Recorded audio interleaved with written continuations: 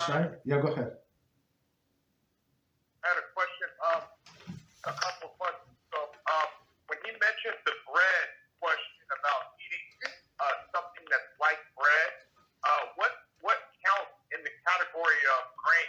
Like, does almond flour or nut flour or let's say millet flour or quinoa flour, do those things fall under, even though they don't rise, you can still bake them into a muffin, and even though they're not, they're also not rice or light grain, they're nuts. They're actually amida or frihanama, excuse me, not amida, frihanama, or they, because they're in the different categories.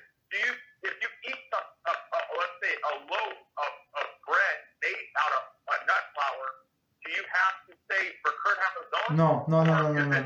No. It's only it's a good question. So the question is, the general question is what's considered to be bread. So bread is only the thing that it's baked from the 5 grains. 5 grains that we call mezonot. So it's if I remember correctly, it's wheat and barley for sure. Wheat and barley, that's biblical. Then rye. Then barley, that oatmeal, and I think millet. I think that's what 5 grains, but all others millet. Did you say millet? I think so, but we have to check. I never eat this stuff.